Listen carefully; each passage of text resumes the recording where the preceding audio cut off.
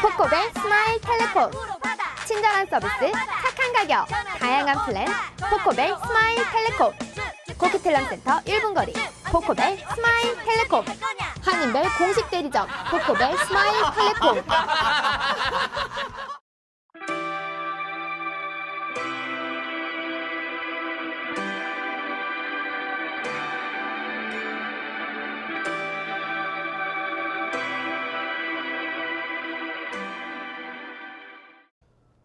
캐나다 연방정부가 2014년 경제실천계획 이코노믹 액션 플랜 2014를 11일 발표했습니다. 정부는 이날 캐나다 연방 하원에 올해 회계연도의 예산안을 제출하고 주요 내용을 브리핑한 것입니다. 발표를 맡은 짐 플레어티 재무부 장관은 올해 예산안은 2015년을 목표로 하고 있는 균형 예산의 달성을 위한 것으로 지난 수년간 추진해오던 계획의 일환이라고 밝혔습니다. 11일 발표된 연방정부의 2014년 회계연도의 지출 예산안은 크게 세 가지 맥락으로 나눌 수 있습니다. 첫째, 2015년 균형 예산 달성을 위한 재정 감축과 둘째, 지원과 교육 투자를 통한 일자리 창출, 셋째는 사회 기반 시설 확충과 경기 회복을 위한 신규 사업 및 투자 방안입니다.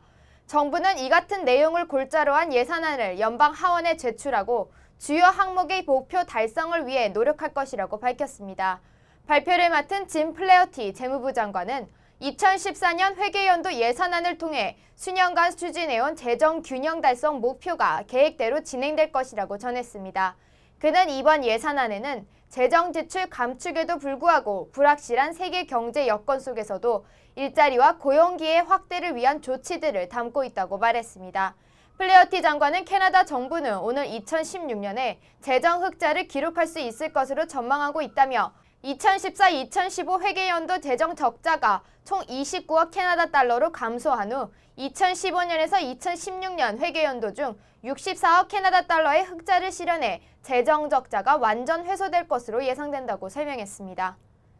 재정 적자를 줄이기 위해서 지출 억제를 위한 재정 감축이 가장 선행될 것으로 보입니다. 먼저 새어나가는 주머니를 졸라매야 할 텐데요. 플레어티 장관은 일반 가정과 비즈니스에 영향이 없는 범위에서의 감축을 제시했습니다. 그러나 담배 세금의 인상 등 일부 개인 소비품에 대한 세금 인상안이 포함되면서 일반 가정의 부담이 전혀 없지만은 않는 것으로 보입니다. 어느 부분의 지출이 줄어드는지 알아보겠습니다. 연방정부는 2015년까지 균형 예산을 달성한다는 방침입니다. 짐 플레어티 장관은 2015년도까지 179억 불 규모의 재정 적자를 무난히 해소하기 위해 정부 부문의 긴축을 계속 유지하고 공무원의 인건비, 국방 예산 등 목돈이 들어가는 정부 부문의 과감한 지출 삭감을 밝혔습니다. 향후 6년간 퇴직 공무원 건강보험 혜택을 75억 달러 감축하는 것을 비롯해 다양한 지출 삭감 조치를 시행할 계획과 국방 예산에 편성됐던 31억 캐나다 달러 규모의 군수 조달 지출을 보류, 삭감하면서 이를 4년 후 재편성키로 했습니다. 그는 캐나다 가정과 비즈니스의 세금 부담을 늘리지 않으면서 균형 예산을 달성하기 위해서는 지금까지 진행해오던 정부 부문 지출 억제를 계속 추진할 것이라고 말했습니다. 정부의 지출 억제의 범위는 경제 성장을 해치지 않는 틀에서 이루어지게 될 것이라며 특히 민간 부분과 일반 가정에 부담이 없도록 조치할 것이라고 밝혔습니다. 플레어티 장관은 이 같은 정부 지출 감소로 2014년 15년에 재정 적자가 29억 달러로 감소한 후 2015년과 16년도에는 연 30억 달러의 위험 충당금을 반영한 후 64억 달러의 재정 흑자가 가능할 것이라고 전했습니다. 이번 하퍼 정부의 재정 지출 키워드는 주어진 세수 내에서 일자리 증대와 기반시설 확충이었습니다. 재정 지출을 줄이면서 일자리 증대와 산업 기반 확충을 어떻게 이루어내겠다는 건지 자세히 들여다보겠습니다. 11일 발표에서 플레어티 장관은 2009년 이내 하퍼 정부가 추진해온 캐나다 경제 실천 계획이 진행되는 기간 동안 캐나다는 서방 선진 7개국, 즉 G7 국가 중 가장 많은 일자리 창출 기록 및 최고의 경제 실적을 달성해왔다고 전제했습니다. 2014년 경제 실천 계획은 이러한 성과를 발판으로 경제 성장과 일자리 창출을 지원하기 위한 긍정적인 조치를 담고 있다고 그는 평가했습니다. 예산안 내 일자리 창출 방안은 젊은 층과 원주민을 중점적으로 이루어질 예정입니다. 플레어티 장관은 연방정부의 목표는 가능한 한 많은 국내인들이 일자리를 얻도록 하는 것이라며 특히 예산 집행 시 13.9%의 높은 실업률을 보이는 15세에서 24세의 청년층을 비롯해 원주민들의 높은 실업률 감소를 위해 인턴십과 직업 관련 프로그램 지원을 강화토록 노력할 것이라고 말했습니다. 이를 위해 중소자영업체에 지원해 오던 1억 6,900만 불 규모의 고용 창출 세제 혜택을 연장하는 방안과 연방 고용 지원 프로그램 개선책을 주정부와 논의 중이라고 전했습니다. 노령화 사회에 대비하기 위해 고령 근로자 및 장애인들의 노동시장 접근 지원 사업에도 정부 예산이 투자됩니다. 또 경제를 활성화하기 위해 캐나다 취업 보조금 프로그램을 실시하는 것도 포함하고 있습니다. 이러한 프로그램 중에는 원주민 지원 정책이 주목을 받고 있습니다. 퍼스트 네이션 교육통제권법을 통한 원주민들과의 제휴를 바탕으로 원주민 거주진의 교육제도 개선에 투자하게 됩니다. 또한 12%에서 13%에 달하는 청년 실업률 개선 대책으로 무이자 실습 교육 대출 제도를 시행하고 인력 수요가 높은 산업 분야에 3천여 명 규모의 인턴십 도입을 촉진하기 위해 4천만 달러를 지원할 방침이라고 정부는 밝혔습니다. 산업과 캐나다 국민의 생활을 개선하기 위한 사회 기반 시설 확충에도 예산안이 적용돼 있습니다. 정부가 해야 할 가장 기초적인 내용인데요. 사회 기반 시설과 산업 지원으로 나누어 중요 항목을 알아봅니다. 정부가 추진하는 사회 간접 자본 시설에 대한 예산은 지난 2013년도 예산에 반영했던 사업을 그대로 추진하는 것이 주요 내용입니다. 지난 2013년도 예산안에 따르면 연방정부는 향후 2015년에서 16년도 예산에는 각각 2억 1천만 불, 2017년에도 7억 8천만 불 규모의 예산을 사회 간접 자본에 투자하는 것으로 나와 있습니다. 플레어티 장관은 교량, 하천, 교통을 비롯한 사회 기반 시설 확충에 지속적인 노력을 기울일 것이라며 이러한 사업들은 회계연도성 사업이 아닌 중장기 사업이므로 예산안의 연속성과 사업의 지속에 중점을 두었다고 밝혔습니다. 이 밖에도 다른 국가들에 비해 유난히 높은 통신비 하락을 유도하기 위해 예산안과 연계된 정책 방향에서 통신시장의 경쟁을 통한 저렴한 통신요금을 장려해 소비자를 보호하는 항목도 담고 있습니다. 또한 민간 자원봉사 활동을 확대하기 위해 국민의 안전에 기여하는 수색 구조 자원봉사자들의 소득세 공제 혜택을 신설했습니다. 이와 함께 경제 활성화를 위한 신규 사업 및 투자 방안으로 자동차 산업 혁신 기금을 향후 2년간 캐나다 달러 5억을 지원하고 산학협력 대학 연구 지원 기금으로 향후 10년간 15억 캐나다 달러를 투입할 계획임을 밝혔습니다.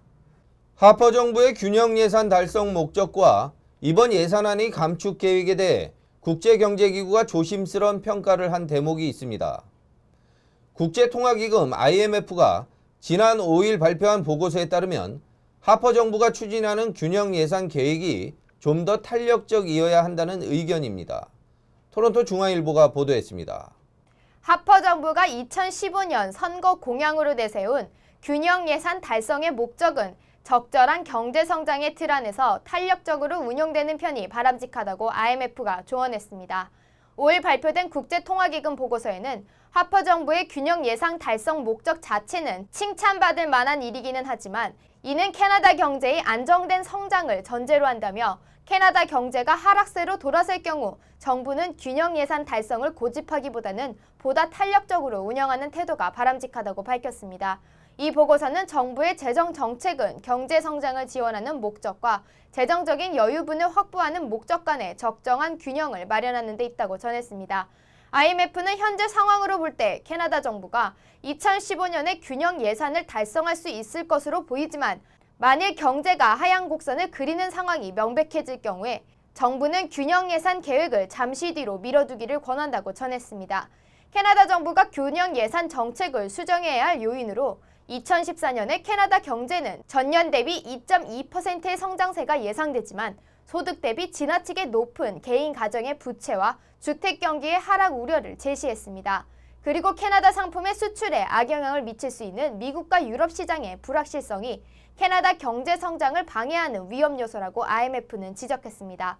보고서는 루니의 지속적인 하락에도 불구하고 캐나다 정부가 기대했던 비에너지 관련 수출 부분에서의 증가세는 미미한 편이라며 환율이 하락하는 거시 환경 하에서의 이 같은 수출 부진은 해외의 낮은 수요와 함께 캐나다 상품의 경쟁력 하락을 불러온다고 적시했습니다.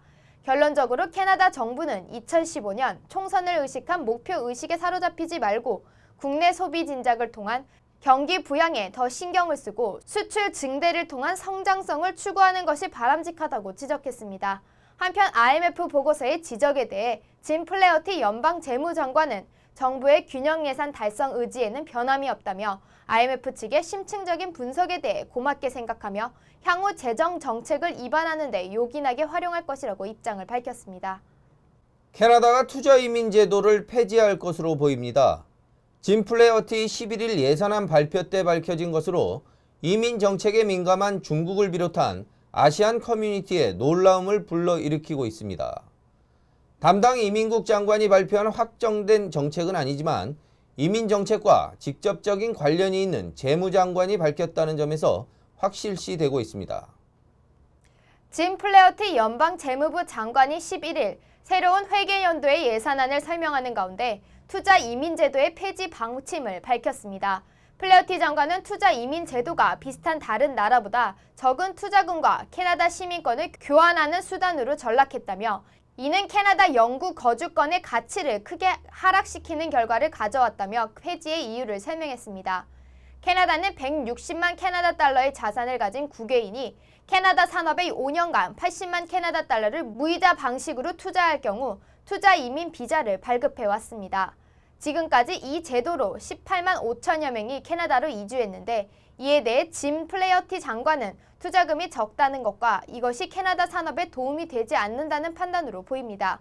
이 제도하에 최근 중국 부자들의 투자 이민 신청이 폭증하면서 심각한 비자 적체 현상이 벌어져 사회 문제가 되기도 했습니다. 캐나다 정부는 투자 이민 비자 신청 접수를 중단했다. 이날 플레어티 장관의 발표로 제도 자체의 폐지를 언급하고 나선 것입니다. 제도의 폐지에 따라 투자 비자 심사를 기다리던 5만 9천여 명의 신청자의 서류가 반환되며 그중 70%인 4만 6천여 명이 중국인이라고 캐나다 언론은 전하고 있습니다. 최근 서리 지역에서는 우편사서함 도둑들의 등장으로 주민들이 불편을 겪고 있다고 합니다.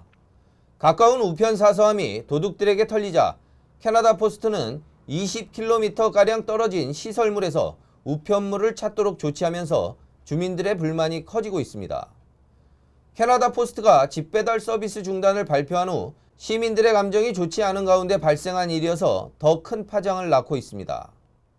서리시 일부 지역의 주민들은 일주일 전부터 멀리 떨어진 곳까지 우편물을 픽업해야 한다며 불만을 토로했습니다. 지역 주민 밥 스털링 씨는 이달 초 지역 커뮤니티의 우편 사서함이 도둑에게 털린 이후 캐나다 포스트 측이 배달의 방식을 바꿨다고 설명했습니다. 도둑 사건 이후 스털링 씨와 그의 이웃 주민들은 기존 우편함으로부터 대략 20km 떨어진 클로벌데이 몰에서 그들의 우편물을 픽업하라는 메시지를 받았다고 합니다.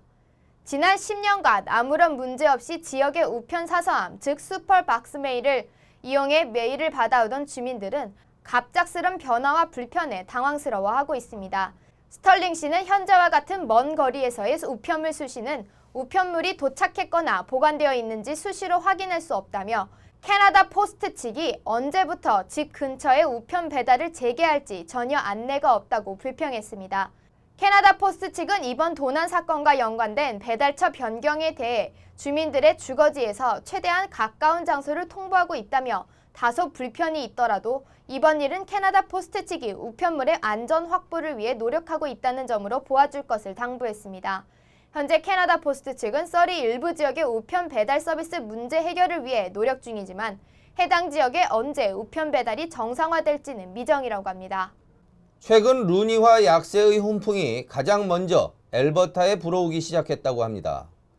더구나 북미주 동북주에 불어닥친 눈폭풍 덕분에 오일과 천연가스 가격이 상승하면서 훈풍의 따뜻함이 더 크게 느껴진다고 합니다. 엘버타 주정부의 더 호너 재무부 장관은 최근 루니의 약세와 오일과 천연가스 가격의 상승이 엘버타의 재정 적자를 메워주는 큰 역할이 되고 있다고 밝혔습니다. 주정부 산업부에 따르면 미국 달러 대비 루니의 가치가 1센트씩 낮아지면 엘버타주 전체의 자원 산업에 1억 7천만 달러의 추가 수입이 발생된다며 최근 90센트를 기점으로 오르내리는 미 달러와의 교환율은 엘버타의 오일과 가스 산업에 활기를 넣어주고 있다고 합니다. 지난해 말부터 낮아진 루니 가치 덕에 엘버타주는 전체 약 5억 달러의 추가 수입을 얻었다고 합니다. 해가 넘어오면서 루니의 약세가 지속되고 향후 루니가 85센트에서 90센트 사이를 오르내릴 경우 엘버타의 추가 수입은 눈덩이처럼 불어날 것으로 기대하고 있습니다. 한편 루니의 약세뿐만 아니라 예상보다 높은 가격으로 형성되고 있는 오일 가격 역시 엘버타의 주정부와 자원 기업들에게는 희소식입니다. 지난 연말부터 불어닥친 북미주 동부의 눈폭풍과 강추위는 오일과 가스 소비를 부추기고 시장에서의 가격을 올리면서 엘버타 중유와 천연가스의 수익성을 높이고 있습니다.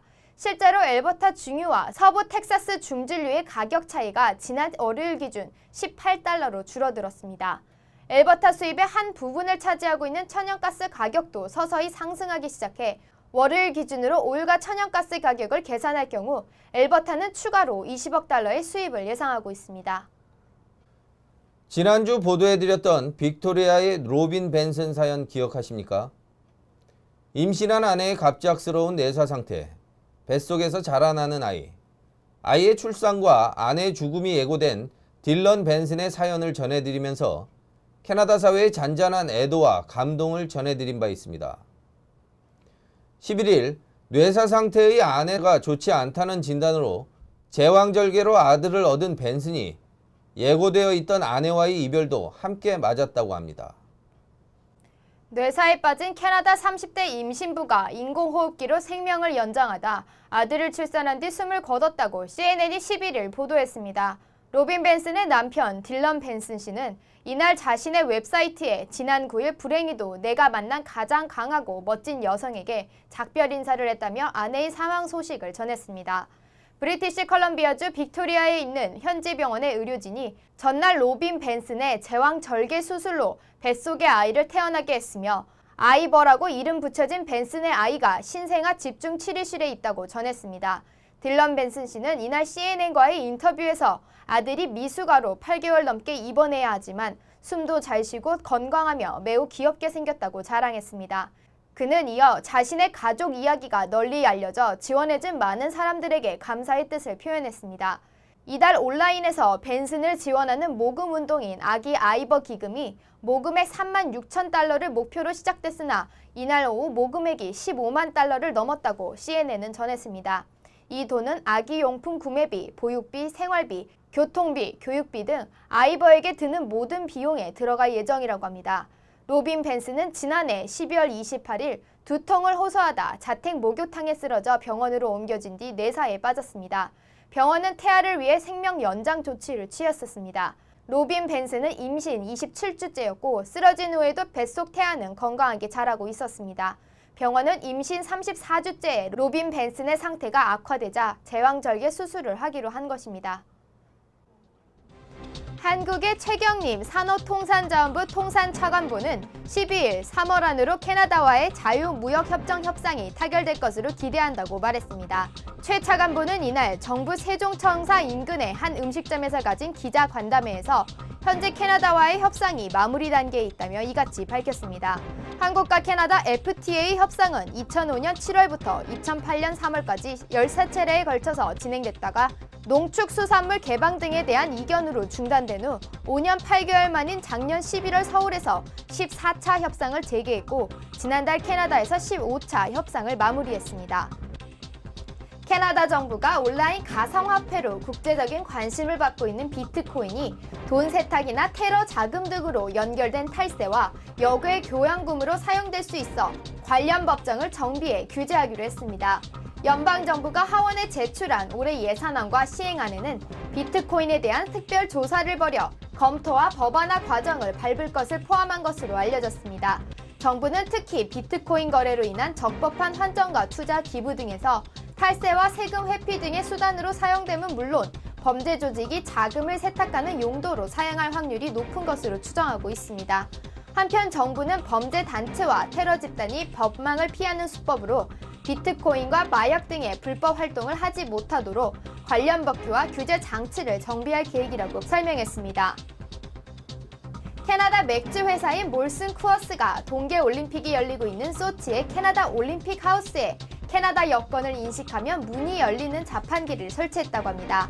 각국의 올림픽 하우스에는 방문한 선수나 임원 기자들이 자유롭게 가져갈 수 있게 다양한 간식과 음료수가 준비되어 있지만 이 신기한 자판기는 캐나다 올림픽 하우스에만 놓여 있습니다. 몰슨 쿠어스의 포레스트 케니 대변인은 캐나다 올림픽 위원회와는 오랜 기간 협력 관계였고 그들의 요청으로 이곳에 자판기를 설치했다고 설명했습니다. BC 환경 당국이 메트로 밴쿠버 관내 비규정 쓰레기를 폐기한 쓰레기 수거 업체들에게 2012년 한 해 동안에만 35만 달러의 벌금을 부과한 것으로 확인됐습니다. 벌금이 부과된 업체들은 13개의 민간 업체와 관내 지자체 직영 폐기처가 4곳에 달하는 것으로 알려졌습니다. 지자체 중 버나비 시청은 17만 551달러의 벌금이 부과됐으며 화이트락 시청은 2,500달러, 포트 코키틀람 시청은 1,291달러, 그리고 노스 밴쿠버 디스트릭트의 경우에는 1,250달러의 벌금이 각각 부과된 것으로 밝혀졌습니다. 환경당국은 쓰레기 중에서 골판지의 비율이 5%가 넘게 포함되어 있을 경우에는 쓰레기 폐기 비용의 50%를 벌금으로 부과한다고 합니다. 또한 쓰레기 중에서 낡은 가전제품이 발견될 경우에는 50달러가 벌칙금으로 부과된다고 합니다. 포트만다리 유료화 이후 대체도로인 페틀로 다리를 지나는 차량의 수가 하루 평균 1,000대가 넘게 늘어난 것으로 알려졌습니다. 하지만 이에 대해 BC주 교통부 장관은 일부에서는 페트로 달리의 트럭 차량 증가가 포트만 유료화 때문이라고 지적하지만 지난해 메트로 밴쿠버 지역 거의 모든 다리 트럭 차량의 통행률이 늘었다고 전했습니다. 또한 이는 밴쿠버 경제가 살아나고 있다는 긍정적인 신호라고 덧붙였습니다.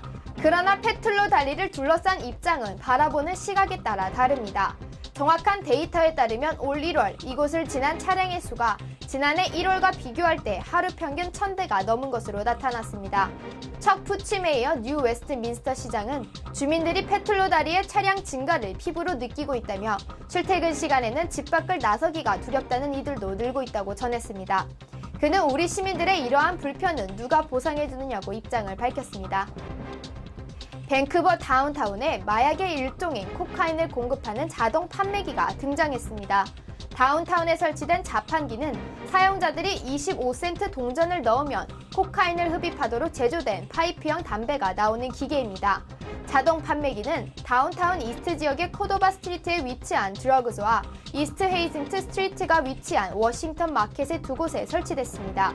시 당국은 마약 중독자들이 많이 거주하는 다운타운 이스트 지역에 해당 자판기를 설치함으로써 거리의 안전과 보건을 향상시킬 수 있을 것이라고 밝혔지만 일반 시민들과 연방 정부도 밴쿠버시의 이 같은 정책에 반감을 표시하고 있습니다.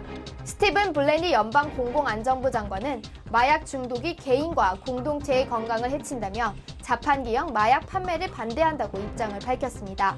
시민단체들도 아무나 필요한 만큼 구매할 수 있는 자판기의 설치는 마약 사용자의 확대를 막기는커녕 장려하는 것이나 마찬가지라며 반대 입장을 분명히 했습니다.